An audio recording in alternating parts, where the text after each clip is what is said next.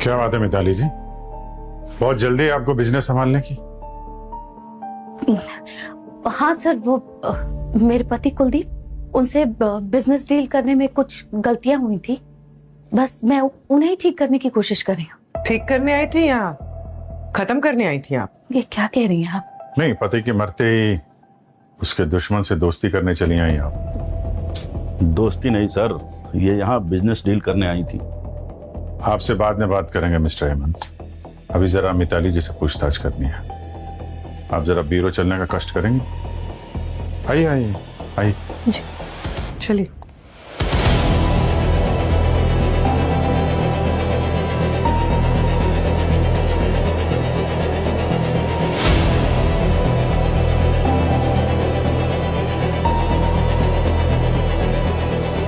मिताली जी एक बात बताइए, जब कुलदीप मेडिटेशन रूम में था तब आपने उसे फोन किया क्यों, और ये बात हमसे छुपाई क्यों?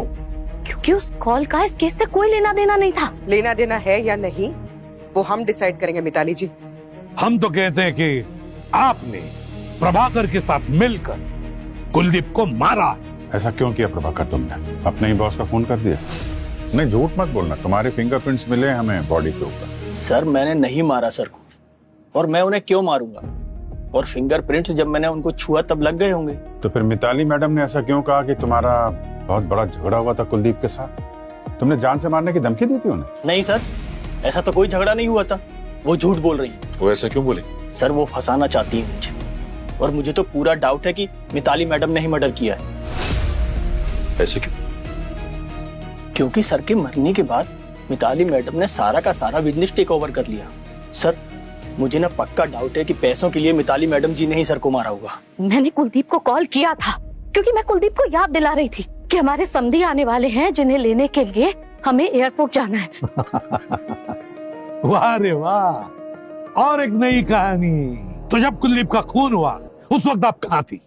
मैं, मेरी बेटी कल्पना, हम दोनों वीडियो कॉल पर थे इवेंट मैनेजमेंट कंपनी के मैनेजर के साथ। सर 2 महीने में मेरी बेटी की शादी होने वाली है। शादी की तैयारियों के बारे में ही हम मैनेजर से बात कर रहे थे। आप लोग चाहे तो मैनेजर के साथ क्रॉस चेक कर सकते हैं। वो तो हम क्रॉस चेक कर ही लेंगे मिताली जी, लेकिन जब तक हमारा इन्वेस्टिगेशन पूरा नहीं हो जाता आप शहर छोड़कर कहीं नहीं जाएंगे, समझिए आप?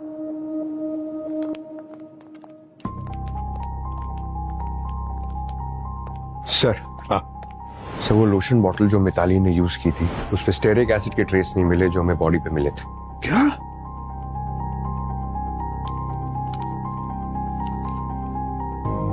अभिजीत ये जो है ये ब्लूप्रिंट, ये पुरानी बंगले की ब्लूप्रिंट है जो हमें हेमंत ने दी थी। अब इस ब्लूप्रिंट में देखो बंगला और मेडिटेशन रूम अटैच थे, कनेक्टेड थे, लेकिन अब ये देखो ये अब कनेक्शन गया और यहाँ ये वॉल बन गई। तो कहीं ऐसा तो नहीं इस दीवार के साथ किसी ने छेड़खानी की हो?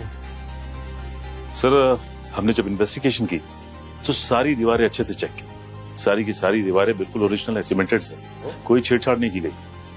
लेकिन सर फिर बंद कमरे में खूनी को जमीन निकल गई कि आसमान खा गया?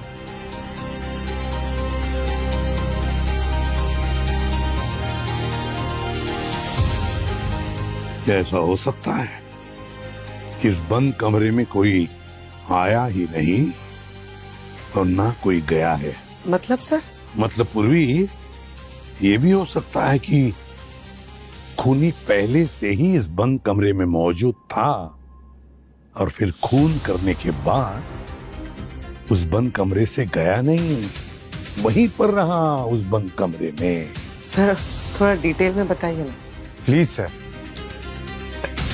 पंकज ये है बंगलों के उस कमरे की पुरानी फोटोग्राफ जब बंगला सेल पर था।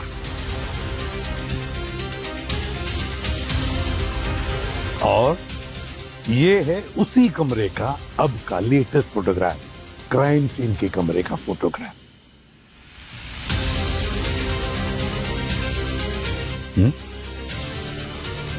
ध्यान से देखो पंकज, इन दोनों फोटोग्राफ में कोई एक चीज है जो मिसिंग है।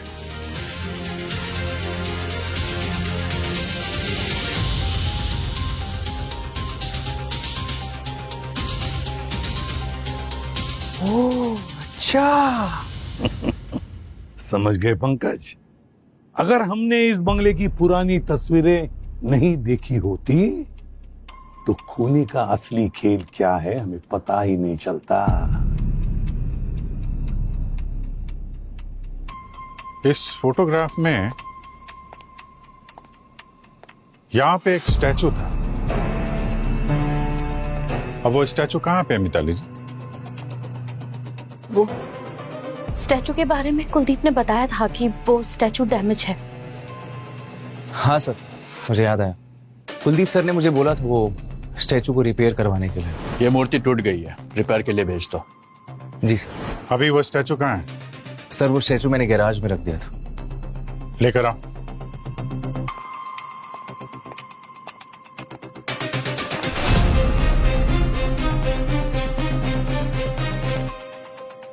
प्रभाकर। जी सर। कुलदीप जी के मरने के बाद जब तुम लोग दरवाजा तोड़ के अंदर आए तो ये स्टैचू यहां पे था? कुलदीप सर को देख के मैं तो शॉक हो गया था सर। मेरा ध्यान गया ही नहीं कि स्टैचू था या नहीं था। स्टैचू यहां पे था भी और नहीं भी। क्या मतलब सर? मतलब ये कि खूनी यहां पे स्टैचू बन के खड़ा हुआ था। उसने अपने आप को स्टैचू के पेंट से कलर किया और कपड़ा ओढ़ के खड़ा हो गया और फिर कुलदीप जी के आने का वेट करता रहा।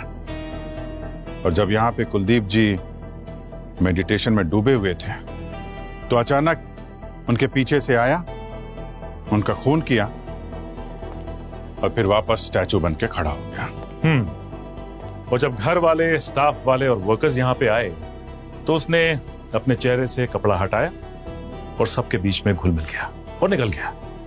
फिर वो वर्कर्स के बाथरूम में गया, अपना पेंट साफ किया और फिर काम पे लग गया जैसे कुछ हुआ ही ना। इस कपड़े पे भी वही ब्रॉन्ज कलर के मार्क्स हैं जैसे कि स्टैचू पे। और यही कलर किलर के चाकू पे भी था। इसी कलर में होता है स्टेरिक एसिड। स्टेरिक एसिड मिलता है कॉस्मेटिक पेंट में और यही स्टेरिक एसिड कुलदीप जी की बॉडी पे भी था। मतलब खूनी की हाइट और स्टैचू की हाइट सेम होनी चाहिए।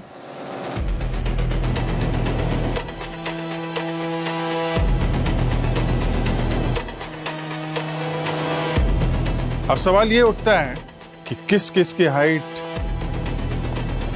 स्टैचू की हाइट से मैच करती है।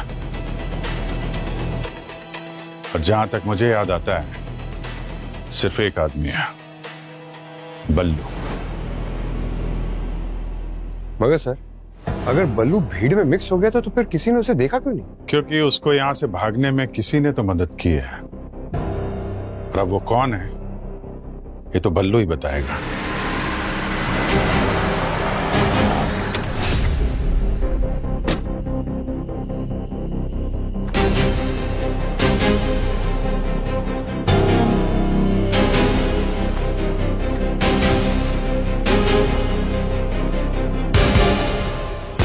भाई अच्छा, सब रेडी है ना? बल्लू ये तुम्हारे काम का लास्ट इंस्टॉलमेंट। अच्छा, एक बात ध्यान रखना, सीआईडी को पता चल चुका है कि कुलदीप सर के मर्डर के पीछे तुम्हारा हाथ है। तो जितना जल्दी हो सके ना इस शहर से नौ दो गहरा हो लो। ठीक है, चलो चलता हूँ।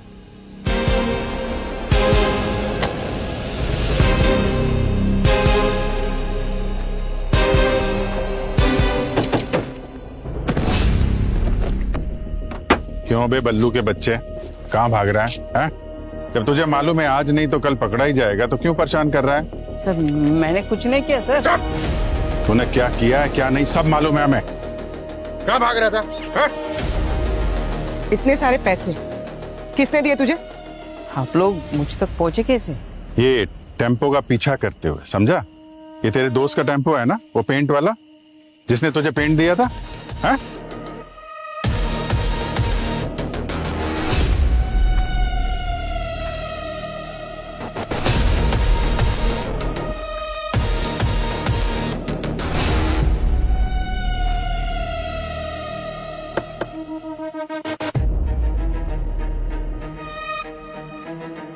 किसने दिए पैसे ये? बोल। हाँ सचिन, क्या?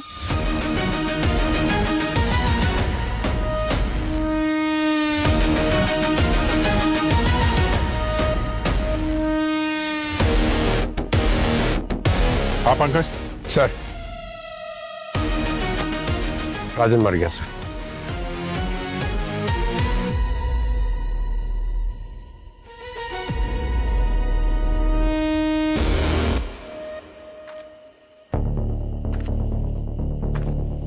क्यों बल्लू? पहले तूने कुलजीत जी को मारा, उसके बाद राजन का खून किया। सर मैंने राजन को नहीं मारा, मैं ही मिला था लेकिन पैसे लेके निकल गया सर। मैं कुलदीप को मैंने मारा सर, वो भी राजन के कहने पे।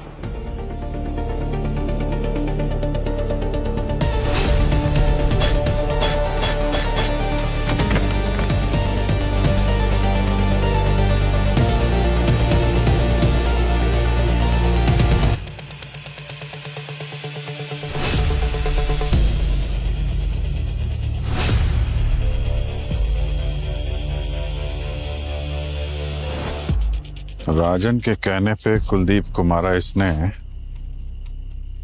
तो फिर राजन को किसने मारा? मतलब कोई और है जो नहीं चाहता था कि हम लोग राजन तक पहुंचे। असली खूनी अभी भी बाहर घूम रहा है।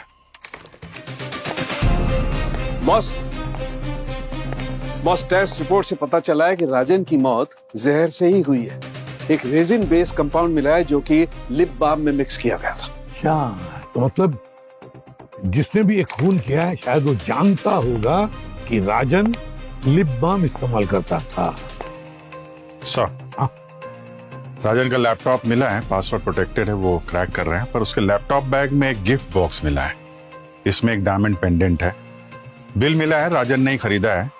पर इंटरेस्टिंग बात यह है कि ये डायमंड पेंडेंट का जो इनिशियल है वो है एम। एम? अरे वाह एम। अभिजीत, इस केस में सिर्फ एक ही इंसान है जिसका नाम एम से शुरू होता है, Mitali. Thank you so much for your service. आज से आप लोगों की छुट्टी, हम लोग अब ये घर छोड़ के क्या हुआ मिताली जी? ये बुरिया बिस्तर बांध के कहाँ जाने की तैयारी हो रही है? सर दरअसल मैं और कल्पना हमारे पुराने घर जा रहे हैं। क्या है कि कुलदीप की मौत के बाद इस घर में रहना हमारे लिए थोड़ा अजीब हो गया है और यहाँ से जाके कल्पना के लिए भी थोड़ा चेंज हो जाएगा। वैसे पुराने घर आप दोनों में से कोई एक ही जाएगा और दूसरा जाएगा जेल। जेल? राजन के खून के जुर्म में। क्या राजन का भी खून हो गया? और जिस कार में हमें राजन की बॉडी मिली थी उस कार में हमें एक पेंडेंट मिला है और हमें शक है कि ये पेंडेंट उसी का है जिसने राजन का खून किया है और उसके साथ उसका अफेयर चल रहा था। और ये पेंडेंट में जो इनिशियल है वो है एम। तो खूनी कोई ऐसा आदमी है जिसका नाम एम से शुरू होता है। अरे सर, हजारों नाम होते हैं एम से। आपको ऐसा क्यों लगता है कि एम से सिर्फ मिताली होता है? क्या बेबुनियाद इल्जाम लगा रहे हैं आप मेरे ऊपर? मेरा और राजन का अफेयर? नहीं, ऐसा हमने कहा नहीं। हम तो ऐसा शक था हमें। फिर हमें राजन का लैपटॉप मिला, हमने उसको क्रैक किया तो उस लैपटॉप ने सारे राज से पर्दा हटा दिया। उसने अपनी सारी फीलिंग्स अपने लैपटॉप में लिखी हुई थी। बहुत सारे लव लेटर्स भी थे जो उसने मेल नहीं किए। और सारे लेटर्स पर एक ही नाम लिखा था जिसका इनिशियल एम से शुरू होता था। मेरी बात सुनिए आप लोग। देखिए सर, आप लोगों को कोई गलतफहमी हुई? नहीं, कोई गलतफहमी नहीं हुई है मिताली जी। प्यार तो वो करता था किसी एम नाम के ही लड़की से। क्यों कल्पना जी? मुझे कैसे पता होगा सर? अरे नहीं, अभी पूरी बात तो सुन लीजिए आप। मैं ये कह रहा हूं कि क्यों कल्पना जी उर्फ मिट्टी। घर में आप इसको इसी नाम से बुलाती है ना, मिट्टी, एम।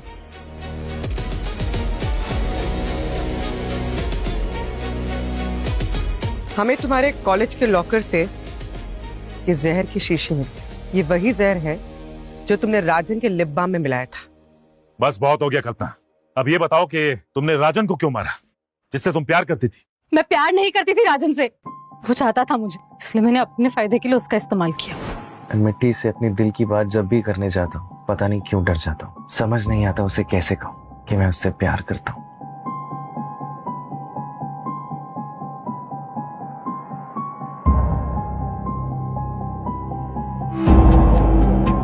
मैम आप, मैम वो क्या है ये?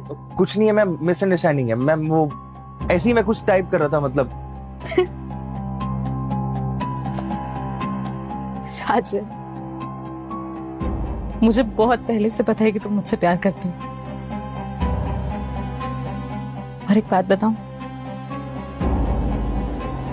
मैं भी तुमसे बहुत प्यार करती हूँ। क्या? सच में? और तुमसे शादी करना चाहती हूँ।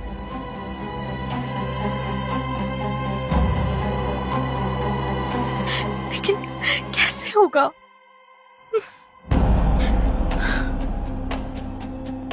क्या हुआ लेकिन? तुम रो क्यों रही हो?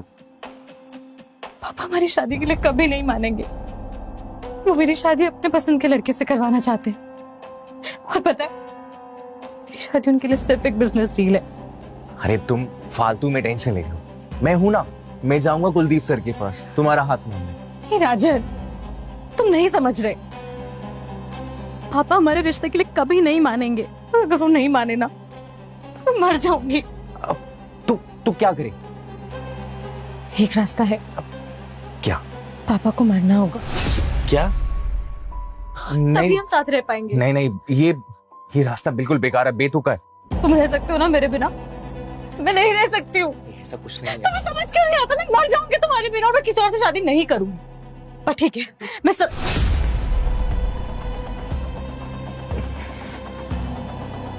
ठीक है, तुम कह रही हो तो कुलदीप सर को मरना होगा। मैंने राजन का इस्तेमाल किया ताकि पापा मुझे शादी में ना धकेल सके। राजन ने बल्लू की मदद से पापा का खून किया, लेकिन जब मुझे पता चला कि राजन भी एक्सपोज होने वाला है तो मैंने उसको भी रास्ते से हटा दिया, वरना मैं भी पकड़ी जाती। और तुम राजन से शादी क्यों नहीं करना चाहती थी?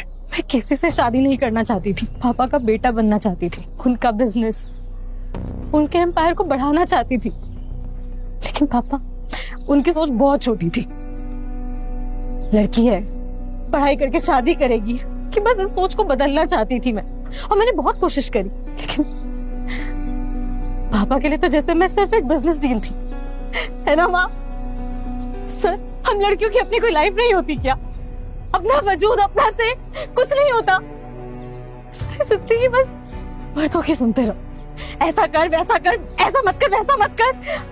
हर वक्त मेरी भी अपनी लाइफ है। लाइफ को अपने तरीके से जीना चाहती थी कि जो मैं करना चाहती हूँ मुझे करने को मिले। हमें भी बोलने का हक है,